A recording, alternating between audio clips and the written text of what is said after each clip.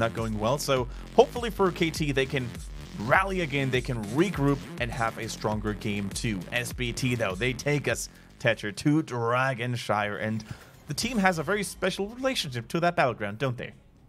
SPT, this used to be their top map, along with Battlefield of Eternity, where they had 100% win rates. This has since changed, as all the other teams have improved on the maps especially, and they have had a couple losses at international events. But it is still one that they hold very fondly in their hearts in terms of something to bring out when it's time to play a solid macro game. All right, I like that Diablo ban. Diablo continues to be that resilient, almost unkillable bulwark in the front line after acquiring all those souls, getting those good lockdowns, and especially on a map like Cursed Hollow we saw before here. With all those walls, with all those choke points, he was just so dominant. On Dragonshire, it's a similar case. Oftentimes, if you choose the right fighting location, especially near the shrines or the mercenary camps, Diablo is going to dominate. So then, with Maiev removed as well, it's always this third pick that starts to come into question. These three heroes are almost consistently banned every game. Whereas we're going to start with Hanzo this time. Once again, bottom shrine, he actually has a very good time. So can see why that was the ban here. Hanzo actually receiving a lot of bans today. And I'm not sure if you guys paid attention last week, but his win rate is actually absurdly high in China compared to other regions. I think it was in the high 60s, lower 70%. So Chinese teams, I think at this point are like, you know what, we don't know how to play against Hanzo, or we're just really good with playing him, so we're just going to ban it out so we don't have this strong force to be reckoned with. For the sake of the audience, by the way, I have now double checked, and as you see in game, the statement that we are on patch 36.2 is correct, meaning that we are not on 37, so there is no Tyrande rework and no Alex Straza life binder changes. Yeah, so still, you know, still the same old. And I think if it were indeed the new patch, then we would have by now seen a Tyrande 100%, because she continues.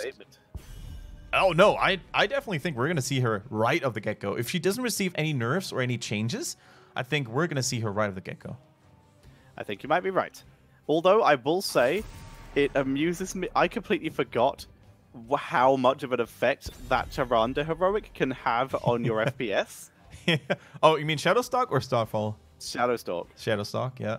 Because it turns everyone invisible, and the particles for that, it's like you could always tell when your opponents cast you could sometimes tell when your opponents were casting Shadowstalk if your computer just had a quick stutter in game. It was just like, oh, they're invisible, run team! But then you might just have lag, in which case, oops, you just maybe blew an escape ability. And you know, at first we made, like last week also, we made some assumptions of Shadowstalk being, you know, super strong right now and being super good. And while that is certainly true, I think we also underestimated the value of the new Starfall, because the way Tyrande's Q works right now is no longer will only auto attacks lower the cooldown, but also abilities, right? So if you drop a Starfall and enemy heroes get hit all over the place, your Q cooldown reduction is going to be insane. And that's actually the way a lot of Tyrande was played in that higher echelons of Hero League in Europe. Fair enough. I have not even tried that, but I'll have to experiment with it. It's really good. We see the Jaina coming in as the final pick here, so a very zoning comp once again for SPT, but with some good burst potential with a new Barak Jaina follow-up. But there's a lot of armor and sustain on the side of KT, bringing out that Cassia once again. They've got Reyna. They have a lot of sustain and escape tools as well, especially with that Yrel. Yeah, I think this time we're going to enter the standard realm of HGC China or HGC meta play in general. We're not going to have those crazy Lucky Punch heroes like that Illidan, which almost reigned supreme in last game. If only they had played it a little more cleanly in most of those team fights, but they were so close to actually getting a win against SPT, which really speaks in favor of KT. You know, they've grown so much as a team. They have shown us great games, especially last week when they beat a team in a clean 2-0. Why can't they make it happen this time around? If they can rally, if they can fight the tilt after a very frustrating loss in that first game, they can certainly make it a tie. And that would be huge actually for CE as well, because they're on the rise right now. If SPT were to, you know, falter even once today, they would actually overtake or be even with them, I think. Exactly. CE achieved 3 points earlier today, putting them on 17. If Super Perfect Team tie, like you already said, then they will also be on 17. So CE would love KT to be able to take this game number 2. Team Nut would not, because once again, Team Nut would love to be able to try and escape that bottom 2 position. But let's see if KT are able to do it as we head in to game number 2. But looking to shut down their hopes. On the left-hand side, it is the Super Perfect Team.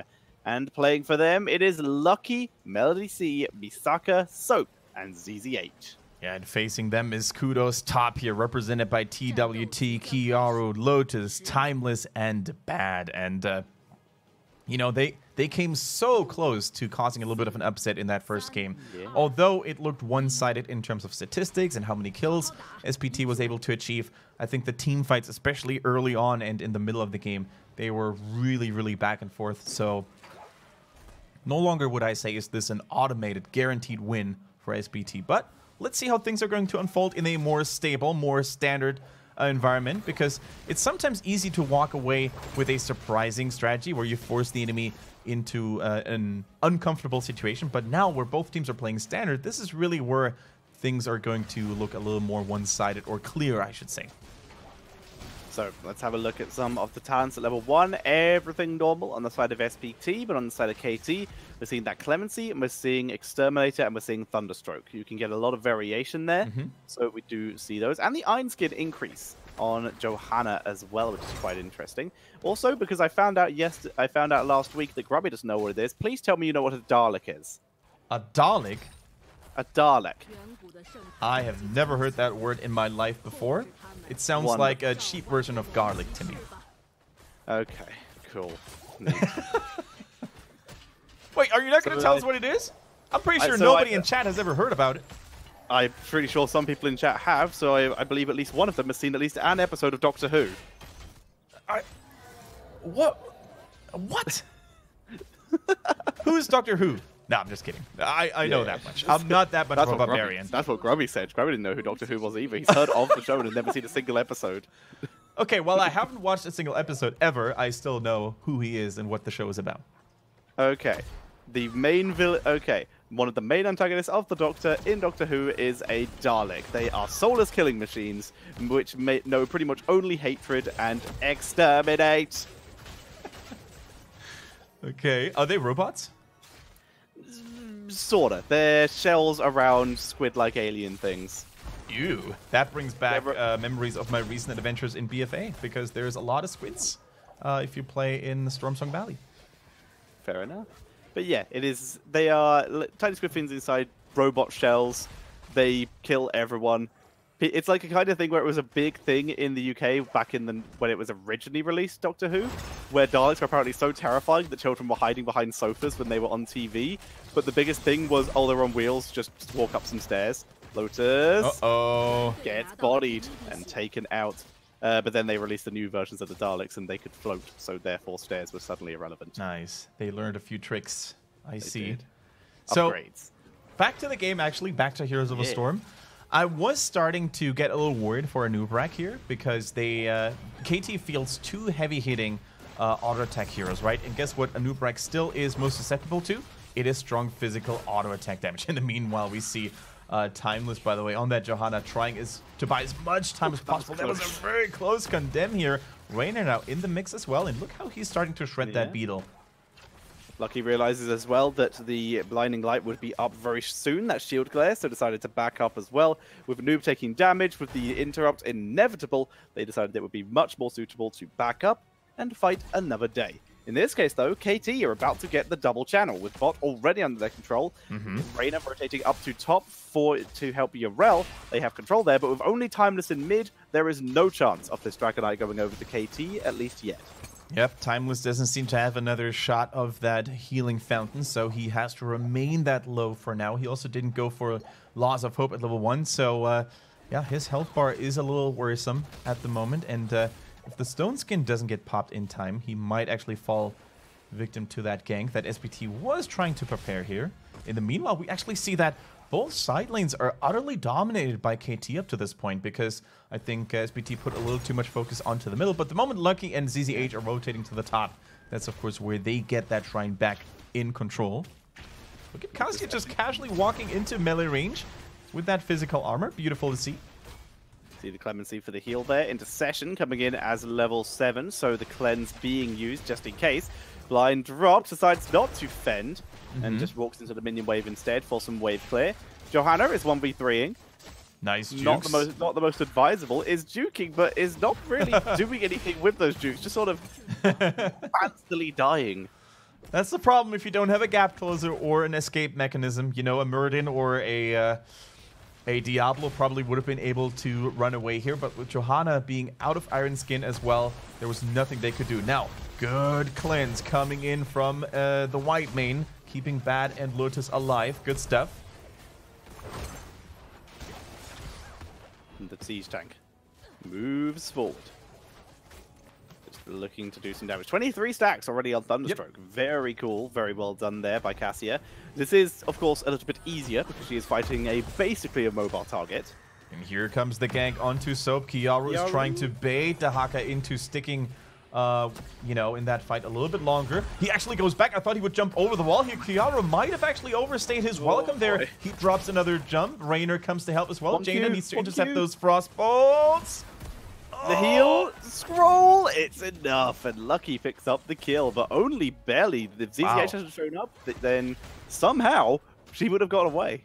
So much focus being put onto the top lane in that kill, though, that SPT completely forgot to help Melody C. Normally, it is Sergeant Hammer who puts up the pressure onto the enemy buildings with a support behind him, but it looks like this time around he is caught in the reverse scenario. He's the one defending against two people all the time and hasn't really been doing the greatest of jobs achieving that. All the towers have been destroyed in the bottom lane, and yet again, it is KT who's just clawing their way back into this game. 10 is around the corner.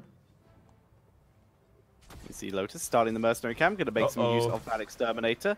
That's reinforcements, or at least an invasion from the north. SPT able to come in and interrupt that. With the Banshee online, though, looks like he's going to use that for scouting, and he knows he's safe to restart this. Now, this is going to be such a big power spike, in my opinion, for KT. No longer, not only do they have the strong synergy between Johanna and Cassia with those AoE blinds and potential follow-up damage by Ball of Lightning, they could even decide to go for the nice cleanse once again by White Mane. The Cocoon arrived a little too late, was actually wasted in the process. They could also try to go for the Valkyrie, though, if they wanted to go for hammer fishing.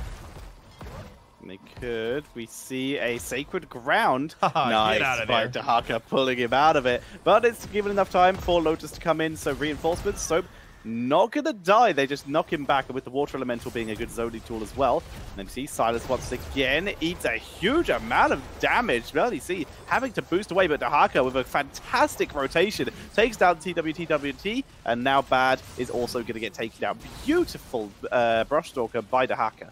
Yeah, I was going to say he prevented White Mane from healing and protecting her teammates quite a bit here. Meanwhile, though, once again, KT, they're losing heroes, but they're gaining structures. So the experience count remains relatively even. And with those mercenaries at their side, I think they're going to get that nice extra protection against Jaina as well. They now need to be aware, though, that already SPT might be on the move. I think that retreat call comes a little too late. The Cocoon on Urel, so no protection there. And Raynor gets popped like a pimple. See you later, Raynor. Now they look to turn onto Urel. A beautiful root, anti-heal, slow, stun, Lornado, pretty much everything, and the kitchen sink to use to kill off Kiaru here. He goes down. Now it's all about this Dragonite double channel coming in, but it will be prevented due to Bad and TWT in the bot lane.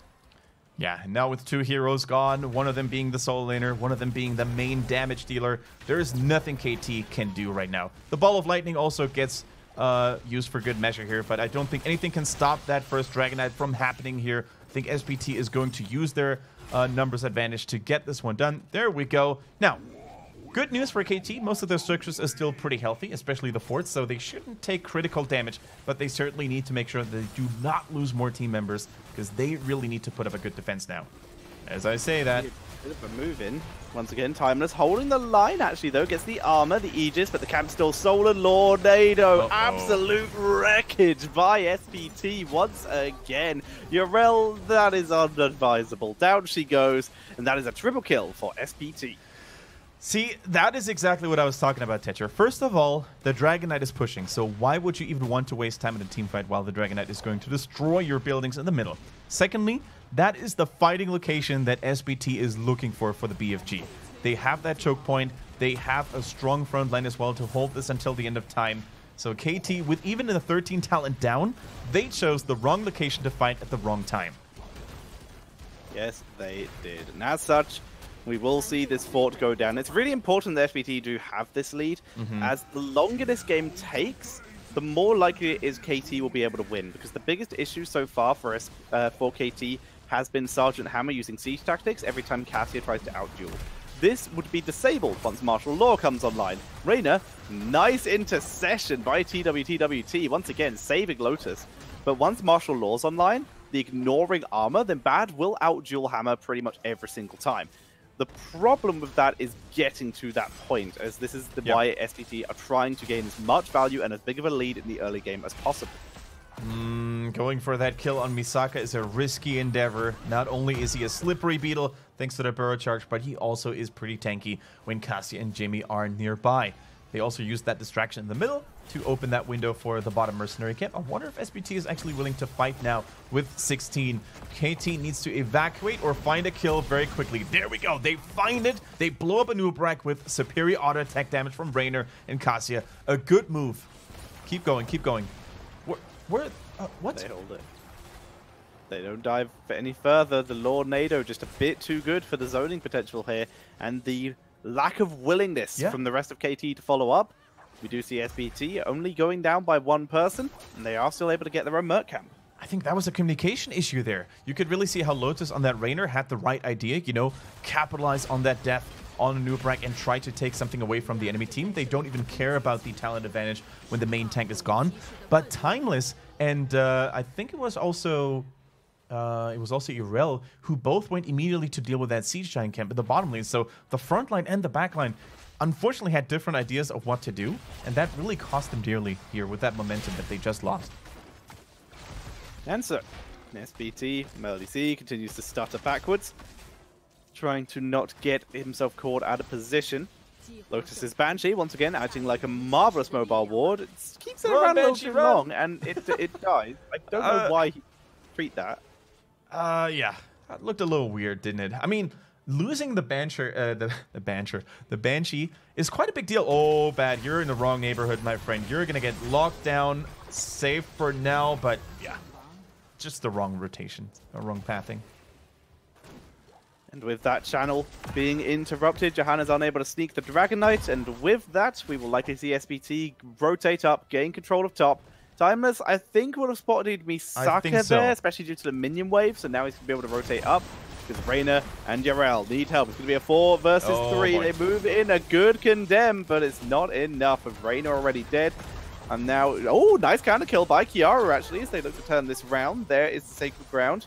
There goes the Sacred Ground.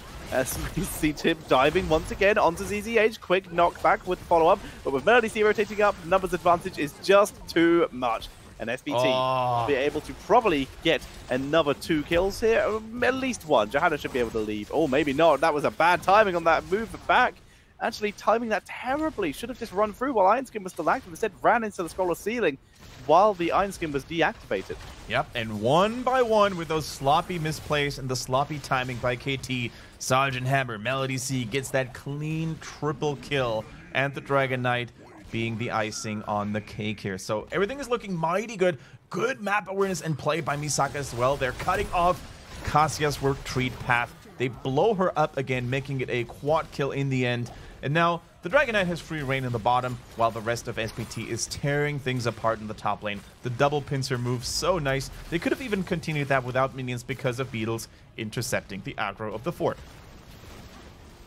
Barker is getting very outnumbered because no one is here to help him. Finally, we will see ZZH showing up, who immediately gets Yrelled. But it looks like a keep might live at least until Hammer shows up. They have 50% exactly, never mind, on this Dragon Knight health. Good intercession there to prevent the punt from the Dragon Knight, so Reyna can assist in the defense. But now with reinforcements, there should be a keep going down. Scroll of the Stone Curse here, landing as well onto 3 members, but the healing by White Lane is pretty neat for now, though. But the keep cannot be defended with those constant punts of the Dragon Knight coming in there. The turnaround, though, this is KT's last stand. Full lightning with the Cocoon currently down onto Yarel, meaning Johanna is focused and deleted, as is the Cassia, who was rooted so she could not gain the armor. And that is a double kill. Keep taken. SPT looks like they're going to try and take this opportunity to move forward and end the game. Yeah, this needs to be the core call here. 2 members still dead for 30 seconds roughly. They have all their tunes available. They blow up Irel as well, who didn't even have the Sacred Ground ready yet. And there is no question that SPT is going to take game number 2 with a 4-level lead, with strong team fighting from start to finish, good picks left and right.